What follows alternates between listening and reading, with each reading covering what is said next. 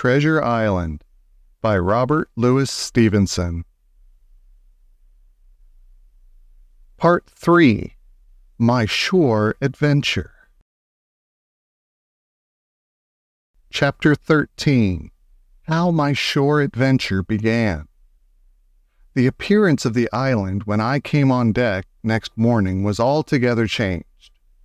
Although the breeze had now utterly ceased, we had made a great deal of way during the night, and were now lying becalmed about half a mile to the southeast of the low eastern coast.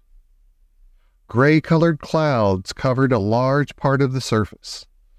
This even tint was indeed broken up by streaks of yellow sandbreak in the lower lands, and by many tall trees of the pine family, outtopping the others, some singly, some in clumps, but the general coloring was uniform and sad. The hills ran up clear above the vegetation in spires of naked rock. All were strangely shaped, and the spyglass, which was by 300 or 400 feet the tallest on the island, was likewise the strangest in configuration, running up sheer from almost every side, and then suddenly cut off at the top like a pedestal to put a statue on. The Hispaniola was rolling scuppers under in ocean swell.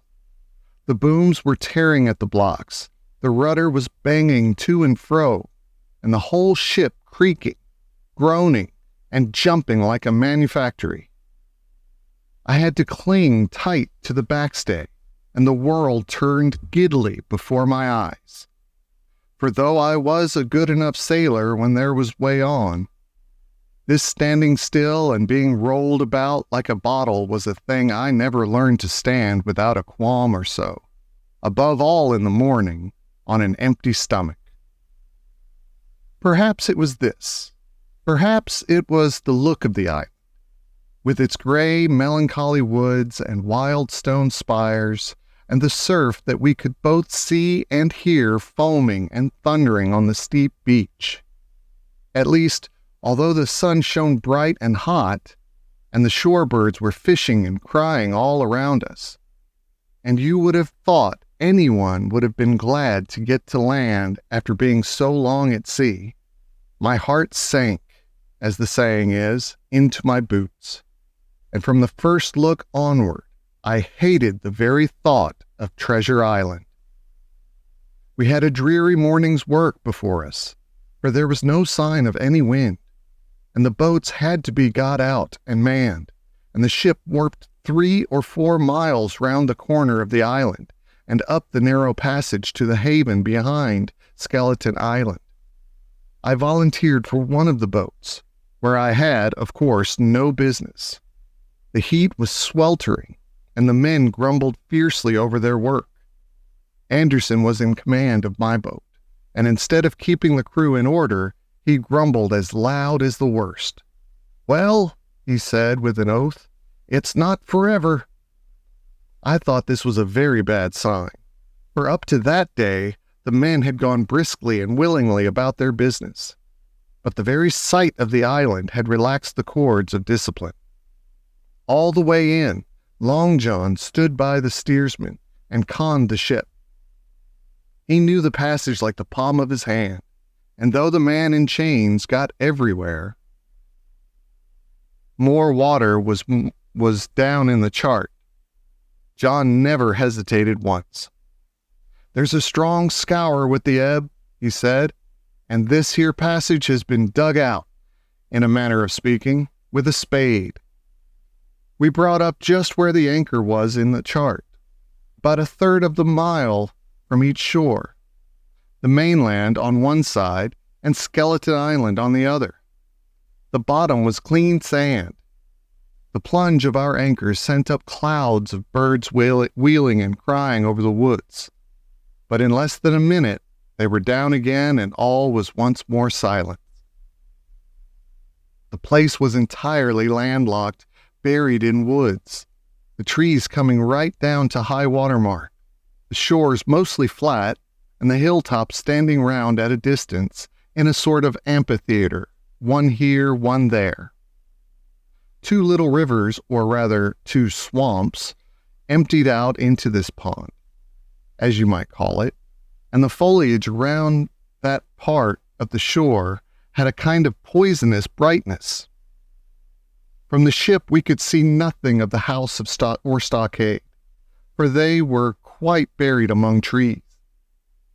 And if it had not been for the chart on the companion, we might have been the first that had ever anchored there since the island arose out of the seas.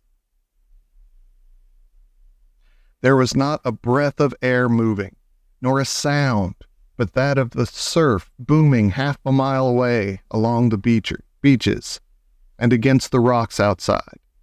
A peculiar stagnant smell hung over the anchorage, a smell of sodden leaves and rotting tree trunks. I observed the doctor sniffing and sniffing, like someone tasting a bad egg. "I don't know about treasure," he said, "but I'll stake my wig there's fever here." If the conduct of the men had been alarming in the boat, it became truly threatening when they had come aboard. They lay about the deck growling together in talk. The slightest order was received with a black look, and grudgingly and carelessly obeyed. Even the honest hands must have caught the infection, for there was not one man aboard to mend another. Mutiny, it was plain, hung over us like a thundercloud. And it was not only we of the cabin party who perceived the danger. Long John was hard at work going from group to group, spending himself in good advice. And as for example, no man could have shown a better. He fairly outstripped himself in willingness and civility. He was all smiles to everyone. If an order were given, John would be on his crutch in an instant, with the cheeriest "Aye, aye, sir," in the world. And where there was nothing else to do, he kept up one song after another, as if to conceal the discontent of the rest. Of all the gloomy features of that gloomy afternoon, this obvious anxiety on the part of Long John appeared the worst. We held a council in the cabin. "Sir," said the captain, "if I risk another order, the whole ship will come about our ears by the run. You see, sir, here it is. I get a rough answer, do I not? Well, if I speak back, Pikes will be going in two shakes. If I don't, Silver will see there's something under that, and the game's up. Now, we've only one man to rely on." "And who is that?" asked the squire. "Silver, sir," returned the captain. "He's as anxious as you and I to smother things up. This is a tiff. He'd soon talk 'em out of it if he had the chance. And what I propose to do is to give him the chance. Let's allow the men an afternoon ashore. If they all go, why, we'll fight the ship. If they none of them go, well then, we hold the cabin, and God defend the right. If some go, you mark my words, sir, Silver will bring 'em aboard again as mild as lambs." It was so decided. Loaded pistols were served out to all the sure men. Hunter, Joyce, and Redruth were taken into our confidence and received the news with less surprise and a better spirit than we had looked for. And then the captain went on deck and addressed the crew.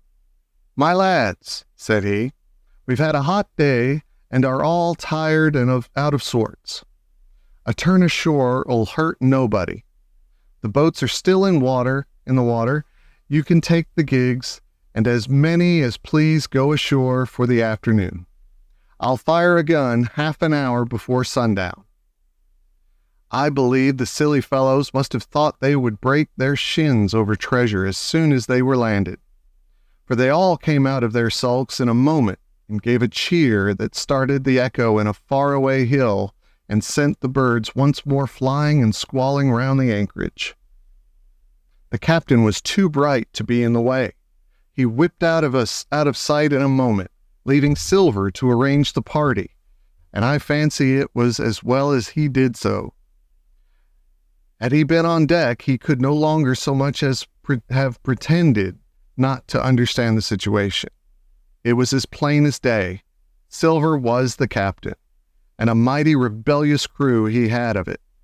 The honest hands, and I was soon to see it prove that there was such on board, must have been very stupid fellows. Or rather, I suppose the truth was this, that all hands were disaffected by the example of the ringleaders, only some more, some less, and a few, being good fellows in the main, could neither be led nor driven any further. It is one thing to be idle and skulk, and quite another to take a ship and murder a number of innocent men. At last, however, the party was made up. 6 fellows were to stay on board, and the remaining 13, including Silver, began to embark. Then it was that there came into my head the first of the mad notions that contributed so much to save our lives. If 6 men were left by Silver, it was plain our party could not take and fight the ship. And since only 6 were left, it was equally plain that the cabin party had no present need of my assistance. It occurred to me at once to go ashore. In a jiffy I had slipped over the side and curled up in the foresheets of the nearest boat, and almost at the same moment she shoved off. No one took notice of me, only the bow oar saying, "Is that you, Jim? Keep your head down." But Silver, from the other boat, looked sharply over and called out to know if that were me. And from that moment I began to regret what I had done. The crews raced for the beach, but the boat was in, having some start and being at once the lighter and the better manned, shot far ahead of her consort, and the bow had struck among the shoreside trees, and I had caught a branch, and swung myself out and plunged into the nearest thicket, while Silver and the rest were still 100 yards behind. "Jim! Jim!" I heard him shouting, but you may suppose I paid no heed. Jumping, ducking, and breaking through, I ran straight before my nose till I could run no longer. Chapter 14. The First Blow. I was so pleased at having given the slip to Long John that I began to enjoy myself and look around with some interest on the strange land that I was in.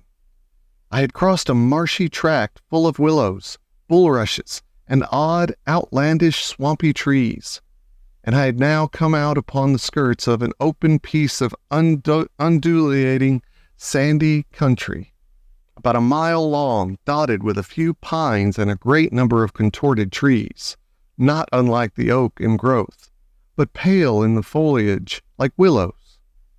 On the far side of the open stood one of the hills, with 2 quaint, craggy peaks shining vividly in the sun. I now felt for the first time the joy of exploration.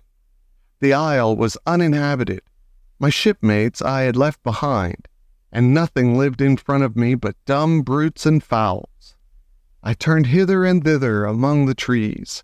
Here and there were flowering plants, unknown to me. Here and there I saw snakes, and one raised his head from the ledge of rock and hissed at me with a noise not unlike the spinning of a top. Little did I suppose that he was a deadly enemy, and that the noise was the famous rattle. Then I came to a long thicket of these oak-like trees, live or evergreen oaks, I heard afterwards they should be called, which grew low along the sand like brambles, the boughs curiously twisted, the foliage compact like thatch. The thicket stretched down from the top of one of the sandy knolls, spreading and growing taller as it went, until it reached the margin of the broad, reedy fen, through which the nearest of the little rivers soaked its way into an anchorage. The marsh was steaming in the strong sun, and the outline of the spyglass trembled through the haze. All at once there began to go a sort of bustle among the bulrushes. A wild duck flew up with a crack. Another followed, and soon over the whole surface of the marsh a great cloud of birds hung screaming and circling in the air. I judged at once that some of my shipmates must be drawing near along the borders of the fen. Nor was I deceived, for soon I heard the very distant and low tones of a human voice, which, as I continued to give ear, grew steadily louder and nearer. This put me in a great fear, and I crawled under a cover of the nearest live oak and squatted there, hearkening, as silent as a mouse.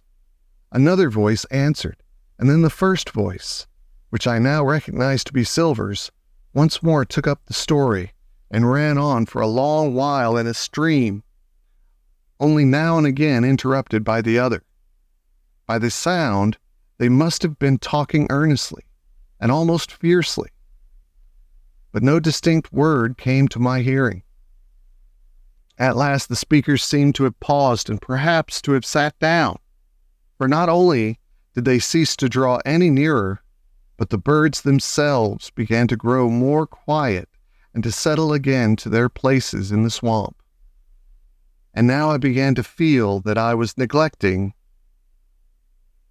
my business, that since I had been so foolhardy as to come ashore with these desperadoes, the least I could do was to overhear them at their councils, and that my plain and obvious duty was to draw as close as I could manage under the favorable ambush of the crouching trees.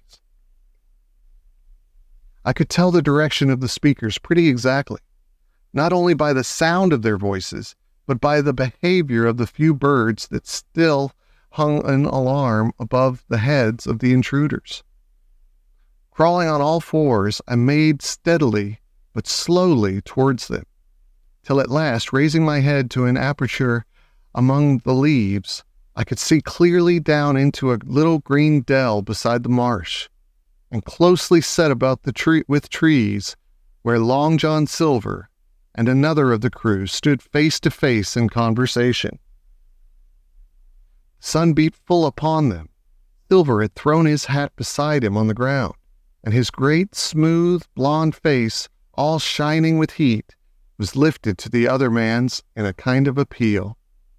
"Mate," he was saying, "it's because I thinks gold dust of you, gold dust, and you may lay up to that. If I hadn't took to you like pitch, do you think I'd have been here a warning of you? All's up. You can't make nor mend. It's to save your neck that I'm speaking, and if one of the wild uns knew it, where'd I be, Tom? Now tell me, where'd I be?" "Silver," said the other man, and I observed he was not only red in the face, but spoke as hoarse as a crow, and his voice shook, too, like a taut rope. "Silver," says he, "you're old, and you're honest, or has the name for it, and you've money, too, which lots of poor sailors hasn't, and you're brave, or I'm mistook, and will you tell me you'll let yourself be led away with that kind of mess of swabs? Not you. As sure as God sees me, I'd sooner lose my hand if I turn again my duty." And then all of a sudden he was interrupted by a noise. I had found one of the honest hands. Well, here, at that same moment, came news of another. Far away out in the marsh there arose all of a sudden a sound like the cry of anger, then another on the back of it, and then one horrid, long-drawn scream. The rocks of the spyglass re-echoed it a score of times. The whole troop of marsh birds rose again, darkening heaven with a simultaneous whir, and long after that death yell was still ringing in my brain, silence had re-established its empire, and only the rustle of the redescending birds and the boom of the distant surges disturbed the languor of the afternoon. Tom had leaped at the sound, like a horse at the spur, but Silver had not winked an eye. He stood where he was, resting lightly on his crutch, watching his companion like a snake about to spring. "John," said the sailor, stretching out his hand. Hands off, cried Silver, leaping back a yard, as it seemed to me, with the speed and security of a trained gymnast. Hands off, if you like, John Silver, said the other. It's a black conscience that can make you feared of me. But in heaven's name, tell me, what was that? That, returned Silver, smiling away, but warier than ever, his eye a mere pinpoint in his big face, but gleaming like a crumb of glass. That? Oh, I reckon that'll be Allen. And at this point, Tom flashed out like a hero. Allen, he cried, then rest his soul for a true seaman. And as for you, John Silver, long you've been a mate of mine, but you're a mate of mine no more. If I die like a dog, I'll die in my duty. You've killed Allen, have you? Kill me too, if you can, but I defies you. And with that, this brave fellow turned his back directly on the cook and set off walking for the beach. But he was not destined to go far. With a cry, John seized the branch of a tree, whipped the crutch out of his armpit, and sent that uncouth missile hurtling through the air. It struck poor Tom, point foremost, and with stunning violence, right between the shoulders in the middle of his back. His hands flew up, he gave a sort of gasp and fell. Whether he were injured much or little, none could ever tell. Like enough to judge from the sound, his back was broken on the spot. But he had no time given to recover. Silver, agile as a monkey even without a leg or crutch, was on the top of him next moment and had twice buried his knife up to the hilt in that defenseless body. From my place of ambush, I could hear him pant aloud as he struck the blows. I do not know what it rightly is to faint, but I do know that for the next little while the whole world swam away from before me in a whirling mist, Silver and the birds, and the tall spyglass hilltop going round and round the topsy-turvy before my eyes, and all manner of bells ringing and distant voices shouting in my ear. When I came again to myself, the monster had pulled himself together, his crutch under his arm, his hat upon his head. Just before him, Tom lay motionless upon the sward. But the murderer minded him not a whit, cleansing his blood-stained knife the while upon a wisp of grass. Everything else was unchanged, the sun still shining mercilessly on the steaming marsh and the tall pinnacle of the mountain. And I could scarce persuade myself that murder had been actually done and a human life cruelly cut short a moment since before my eyes. But now John put his hand into his pocket, brought out a whistle, and blew upon it several modulated blasts that rang far across the heated air. I could not tell, of course, the meaning of the signal, but it instantly awoke my fears. More men would be coming. I might be discovered. They had already slain 2 of the honest people, already Tom and Allen. Might not I come next? Instantly I began to extricate myself and crawl back again, with what speed and silence I could manage, to the more open portion of the woods. As I did so, I could hear hails coming and going between the old buccaneer and his comrades, and this sound of danger lent me wings. As soon as I was clear of the thicket, I ran as I never ran before, scarce minding the direction of my flight, so long as it led me from the murderers. And as I ran, fear grew and grew upon me until it turned into a kind of frenzy.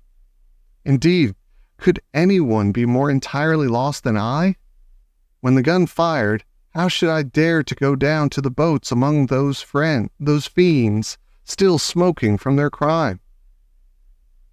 Would not the first of them who saw me wring my neck like a snipe's?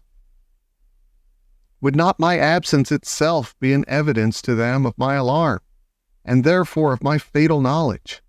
It was all over, I thought. Goodbye to the Hispaniola.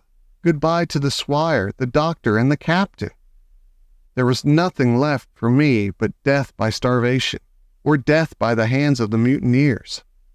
All this while as I say, I was still running, and without taking any notice, I had drawn near to the foot of the little hill with the two peaks, and had got into a part of the island where the live oaks grew more widely apart and seemed more like forest trees in their bearing and dimensions. Mingled with these were a few scattered pines, some 50, some nearer 70 feet high. The air, too, smelt more freshly than down beside the marsh. And here a fresh alarm brought me to a standstill with a thumping heart. Chapter 15. The Man of the Island. From the side of the hill, which was here steep and stony, a spout of gravel was dislodged and fell rattling and bounding through the trees. My eyes turned instinctively in that direction, and I saw a figure leap with great rapidity behind the trunk of a pine.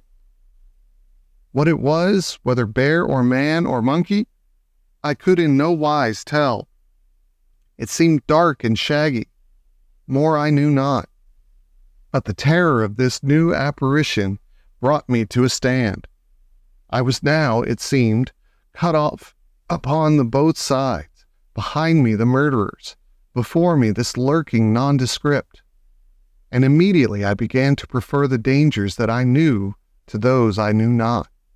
Silver himself appeared less terrible in contrast with this creature of the woods, and I turned on my heel and looked sharply behind me over my shoulder, began to retrace my steps in the direction of the boats. Instantly the figure reappeared, and making a wide circuit, began to head me off. I was tired, at any rate, but had I been as fresh as when I rose, I could see it was in vain for me to contend in speed with such an adversary. From trunk to trunk the creature flitted like a deer, running man-like on two legs, but unlike any man that I had ever seen, stooping almost double as it ran. Yet a man it was. I could no longer be in doubt about that. I began to recall what I had heard of cannibals. I was within an ace of calling for help. The mere fact that he was a man, however wild, had somewhat reassured me, and my fear of Silver began to revive in proportion. I stood still, therefore, and cast about for some method of escape. And as I was thinking, the recollection of my pistol flashed into my mind. As soon as I remembered I was not defenseless, courage glowed again in my heart, and I set my face resolutely for this man of the island, and walked briskly towards him. He was concealed by this time behind another tree trunk, but he must have been watching me closely, for as soon as I began to move in his direction, he reappeared and took a step to meet me. Then he hesitated, drew back, came forward again, and at last, to my wonder and confusion, threw himself on his knees and held out his clasped hands in supplication. At that I once more stopped. "Who are you?" I asked. "Ben Gunn," he answered, and his voice sounded hoarse and awkward, like a rusty lock. "I'm poor Ben Gunn, I am, and I haven't spoke with a Christian these 3 years." I could now see that he was a white man, like myself, and that his features were even pleasing. His skin, wherever it was exposed, was burnt by the sun. Even his lips were black, and his fair eyes looked quite startling in so dark a face. Of all the beggar men that I had seen or fancied, he was the chief for raggedness. He was clothed with tatters of old ship's canvas and old sea cloth, and this extraordinary patchwork was all held together by a system of the most various and incongruous fastenings, brass buttons, bits of stick, and loops of tarry gasking. About his waist he wore an old brass buckled leather belt, which was the one thing solid in his whole accoutrement. 3 years, I cried. "Were you shipwrecked?" "Nay, mate," said he, "marooned."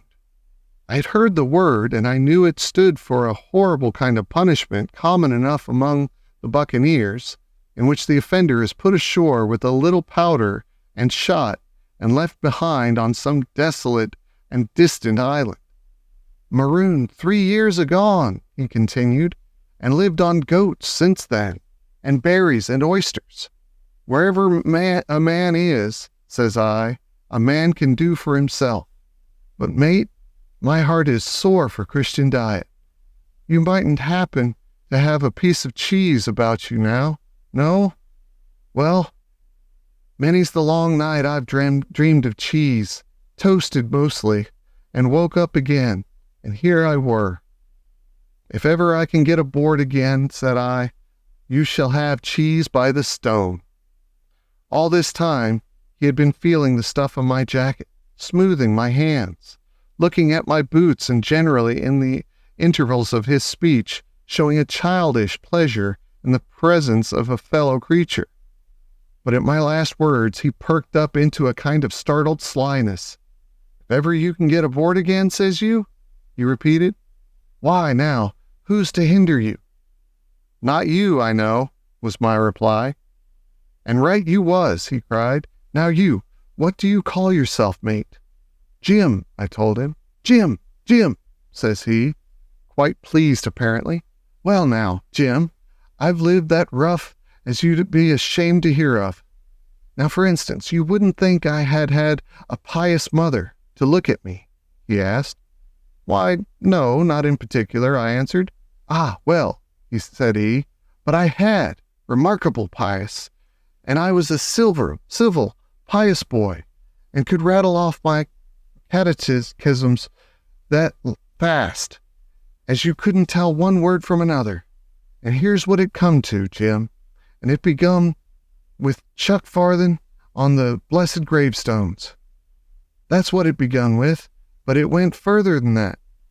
And so my mother told me, and predicted the whole she did, the pious woman, but it were Providence that put me here. I've thought it all out in this here lonely island, and I'm back on piety. You don't catch me tasting rum so much, but just a thimbleful for luck, of course. The first chance I have. I'm bound I'll be good, and I see the way, too. And Jim, looking all around him and lowering his voice to a whisper, I'm rich. I now felt sure that the poor fellow had gone crazy in his solitude. And I suppose I must have shown the feeling in my face, for he repeated the statement hotly. Rich, I says, and I'll tell you what. I'll make a man of you, Jim. Ah, Jim, you'll bless your stars, you will. He was the first that found me.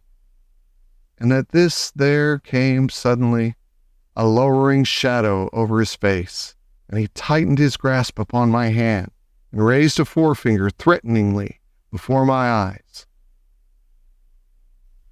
Now, Jim, you tell me true. That ain't Flint's ship, he asked. At this, I had a happy inspiration. I began to believe that I had found an ally, and answered him at once. It's not Flint's ship, and Flint is dead. But I'll tell you true, as you ask me, there is some of Flint's hands aboard. Worse luck for the rest of us. Not a man with one leg, he gasped. Silver? I asked. Ah, Silver, says he. That were his name. He's the cook, and the ringleader, too. He was still holding me by the wrist, and at that he give it quite a ring. If you was sent by Long John, he said, I'm as good as pork, and I know it. But where was you, do you suppose? I had made my mind in a moment, and by way of answer told him the whole story of our voyage, and the predicament in which we found ourselves. He heard me with the keenest interest, and when I had done, he patted me on the head. You're a good lad, Jim, he said, and you're all in a clove hitch, ain't you? Well, you just put your trust in Ben Gunn. Ben Gunn's the man to do it. Would you think it likely now that your squire would prove a liberal-minded one in case of help? Him being in a clove hitch, as you remark? I told him the squire was the most liberal of men. Aye, but you see, returned Ben Gunn, I didn't mean giving me a gate to keep, and a suit of livery clothes, and such. That's not my mark, Jim. What I mean is, would he be likely to come down to the tune of, say, £1,000 out of money that's as good as man's own already? I'm sure he would, said I. As it was, all hands were to share. And a passage home? He added with a look of great shrewdness. Why, I cried, the squire's a gentleman, and besides, if we got rid of the others, we should want you to help work the vessel home. Aye, said he, so you would. And he seemed very much relieved. Now, I'll tell you what, he went on, so much I'll tell you and no more. I were in Flint's ship when he buried the treasure. He and 6 along, 6 strong seamen. They were ashore nigh on a week, and us standing off and on in the old walrus. One fine day, went the signal, and here come Flint by himself in a little boat, and his head done up in a blue scarf. The sun was getting up, and mortal white he looked about the cutwater. But there he was, you mind, and the 6 all dead and buried. Now he'd done it. Not a man aboard us could make out. It was battle, murder, and sudden death, leastways. Him against 6. Billy Bones was the mate, Long John, he was quartermaster, and they asked him where the treasure was. Aye, says he, you can go ashore if you like and stay, he says, but as for the ship, she'll beat up for more by thunder. That's what he said. Well, I was in another ship 3 years back, and we sighted this island. Boys, said I, here's Flint's treasure. Let's land and find it. The captain was displeased at that, but my messmates were all of a mind and landed. 12 days they looked for it, and every day they had the worse word for me, until one fine morning all hands went aboard. As for you, Benjamin Gunn, says they, here's a musket. There, says, and a spade and pickaxe. You could stay here and find Flint's money for yourself, they says. Well, Jim, 3 years have I been here, and not a bite of Christian diet from that day to this. But now, you look here, look at me. Do I look like a man before the mast? No, says you, nor I weren't, neither, I says. And with that he winked and pinched me hard.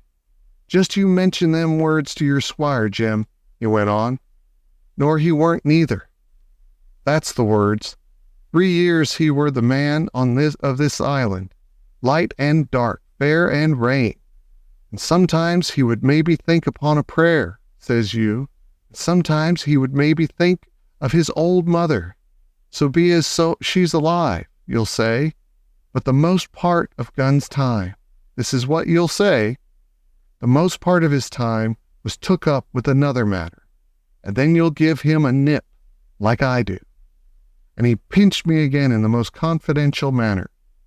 Then, he continued, then you'll up and you'll say this, Gunn is a good man, you'll say, and he puts a precious sight more confidence, a precious sight, mind that, in a gentle born than in these gentlemen of fortune having been one hisself. Well, I said, I don't understand one word that you've been saying, but that's neither here nor there. For how am I to get on board? Ah, said he, that's the hitch for sure. Well, there's my boat that I made with my 2 hands.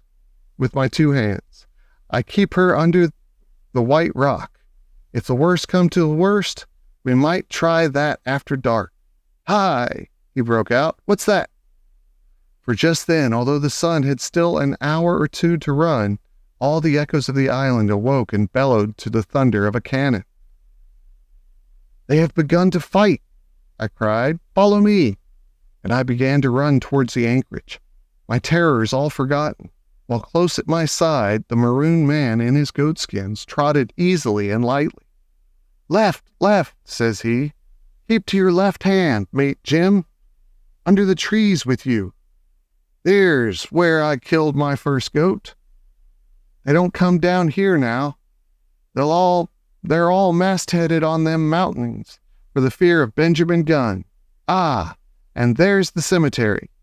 Cemetery he must have meant.